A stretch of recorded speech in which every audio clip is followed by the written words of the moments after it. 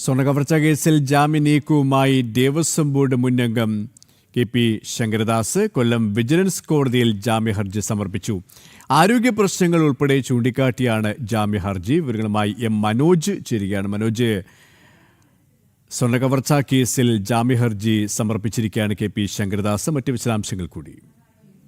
കഴിഞ്ഞ ജനുവരി 14 ശങ്കരദാസിനെ ആശുപത്രിയിലെത്തി SIT സംഘം അറസ്റ്റ് രേഖപ്പെടുത്തിയത്. അതിനു പിന്നാലെ 2 കേസിലും പ്രതിയായിട്ടുള്ള ഈ കെ.പി. ശങ്കരദാസ് ജയിൽവാസം അനുഭവിച്ചു വരികയാണ്.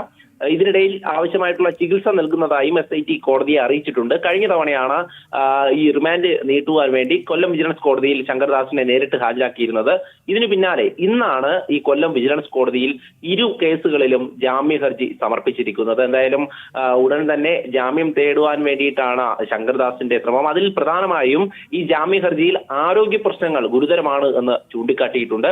അതേസമയം തന്നെ ഈ ശങ്കരദാസ് 2 കേസുകളിലും പ്രതിയായി അറസ്റ്റിലായ ശേഷം 90 ദിവസം പൂർത്തിയായിട്ടില്ല. അതുകൊണ്ട് തന്നെ അതിനിടയിൽ വെച്ച് ഈ ജാമ്യഹർജി പരിഗണിക്കുമ്പോൾ കോടതി അത് തള്ളാനുള്ള സാധ്യത ഏറെയാണ്. എന്നാൽ പോലും ഈ മുൻകൂർ ജാമ്യം, അതായത് ആദ്യഘട്ടത്തിൽ അറസ്റ്റിലാകുന്നതിന് മുമ്പേ കെ.പി. ശങ്കരദാസ് ഈ മുൻകൂർ ജാമ്യാപേക്ഷ ജില്ലാ കോടതിയിലടക്കം നൽകിയിരുന്നു. പക്ഷേ ആ സെഷൻസ് കോടതി അടക്കം ഇത് തള്ളുന്ന ഒരു സാഹചര്യം ഉണ്ടായി. മുൻപ് ഹൈക്കോടതിയെ വരെ സമീപിക്കുന്ന ഒരു ശ്രമമുണ്ടായിരുന്നു. എന്തായാലും നിലവിലിപ്പോൾ അറസ്റ്റിലായി റിമാൻഡിൽ കഴിയുന്ന ശങ്കരദാസ് ഇത് ആദ്യമായാണ് കൊല്ലം വിജിലൻസ് കോടതിയിൽ ഈ ജാമ്യഹർജികൾ സമർപ്പിക്കുന്നത്. 2 കേസുകളിലും, അതായത് കട്ടളപ്പാളി കേസിലും ദ്വാരപാലക ശില്പ കേസിലും പ്രതിയാണ് കെ.പി. ശങ്കരദാസ്. അതുകൊണ്ട് തന്നെ ഈ ജാമ്യഹർജി കോടതി പരിഗണിക്കുമ്പോൾ എത്തരത്തിലാണ് കോടതി അത് നിരീക്ഷിക്കുക എന്നുള്ളത് നോക്കിക്കാണണം. കാരണം ഈ ഗുരുതരമായിട്ടുള്ള ആരോഗ്യ പ്രശ്നങ്ങളാണ് എന്നുള്ളതാണ് ഈ അഭിഭാഷകൻ ഉൾപ്പെടെ അറിയിച്ചിട്ടുള്ളത്.